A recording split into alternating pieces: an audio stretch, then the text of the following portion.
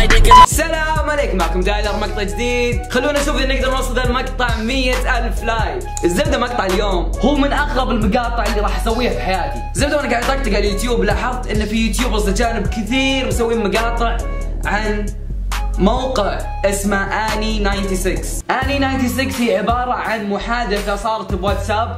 جاء شخص شاف المحادثه انها غريبه ومخيفه، يعني جاء حفظ المحادثة وحطها بالموقع. المحادثة محادثة صدقية ماخوذة من واتساب. صراحة أنا تحمست إني أسوي ذا المقطع، لكن بعدين استوعبت إن الموقع إنجليزي، فعشان كذا لازم أترجم كل شيء. الزبدة خلونا من الكلام الفاضي وخلونا نبدأ المقطع. ده الشخص يقول لما كنت قاعد أطقطق على الواتساب لقيت محادثة غريبة من شخصين. ما أعرفهم، وبعد ما قريت المحادثة أنا قمت، ولما حاولت إني ألاقي المحادثة مرة ثانية البرنامج علق، ولما قعدت أحاول إني أفتح البرنامج ثاني مرة قاعد البرنامج يعلق. الزبده اني راح اقول كلام على اساس اني انا الشخصيه، اوكي؟ الساعه 1:31 بالليل، انت نايم؟ لا، وعلى ما اعتقد انك ما انت نايمه بعد.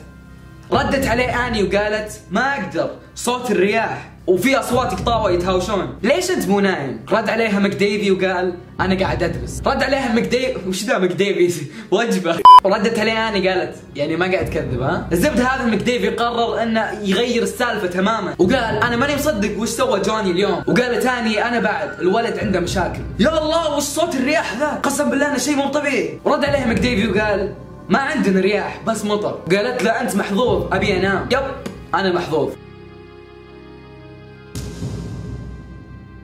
بعدين جت اني كتبت انا اسمع واحد يمشي برا، وقال له مكديفي اوف خلي ابوك المجنون يشوف شو السالفه. جت اني كتبت انا لحالي بالبيت، اهلي كلهم مسافرين. جاء مكديفي وقال صدق الى متى؟ ما ودك نطلع؟ مكديفي علينا جت اني كتبت والله صدق قاعد اسمع شخص يمشي برا، لكن في شيء غريب بمشيته، راح اشوف من الشباك. وقال له مكديفي متاكده انك تبين تشوفين من الشباك؟ ترى اهلك مو موجودين. طيب واذا كان في شخص بالحوش قاعد يناظرك؟ اني عصبت وقالت ترى ما يضحك. مكديفي قال لها هدي ترى ما في شيء. جت اني وقالت دقيقه خليني اشوف شو السالفه.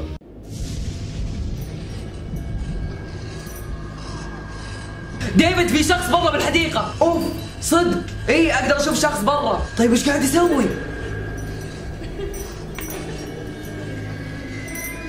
اني تقول قاعد يدور على شيء بيده وركبته ورا الشجره. قالها ديفيد لا تسوين شيء، اتوقع انه بيروح من حاله. تجي اني وتقول اوف قاعد يحفر بيده بحديقتنا، راح يخرب الحديقه. اوف لف علي. جت اني تقول شلون قاعد تسوي كذا؟ ايش قاعد تتكلمين عنه؟ انا قاعد اشوف ان هذا الشخص انت بحديقتنا، شلون قاعد تراسل لي بواتساب بدون ما تلمس جوالك؟ يا اخي شوف فوق، هذه انا عند الشباك، ما تسمعني قاعد اطق الشباك؟ جدي بتقول اني ترى قاعد تخوفيني، والله اني ماني بحديقتك، هذا مو بنا. جت اني تقول لا تطقطق، انا قاعد اشوف وجهك وانت لابس جاكيت الكوره اللي مستانس فيه.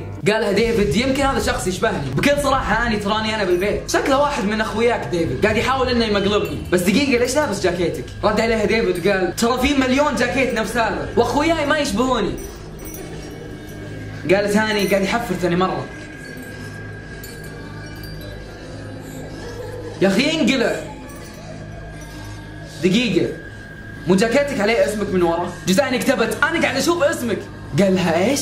رد عليها وقال اني الجاكيت موجود بالدولاب. اني كتبت شت شافني، ليش قاعد يبتسم زي كذا؟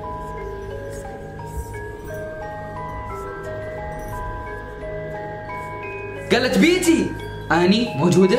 ردت عليه اني وقالت موجود بالبيت، طفيت الانوار وانا داخل الدولاب ومعي سكين. قال لها اني الشرطه بالطريق راح ياخذون 20 دقيقه، تعرفين وين مكانه؟ رد عليها ديفيد قال يعرف مكانك؟ قالت لا انا مسكت السكين لما شفته قاعد يركض للبيت. رد عليها ديفيد وقال ما عليك ما راح يصير شيء، الشرطه شوي راح توصل لك.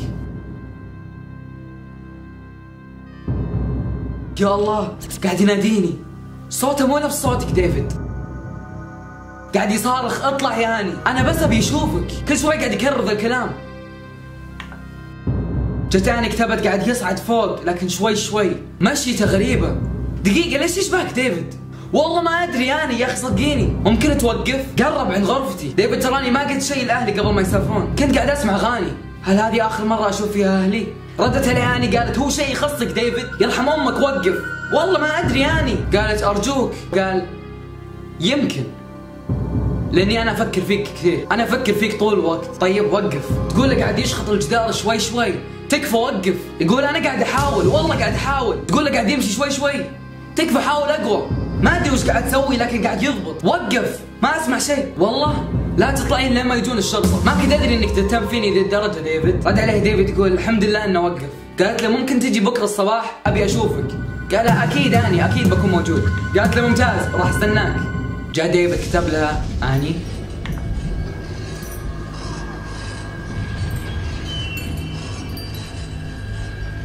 اني كيف اعرف ان هذه انت؟ جت اني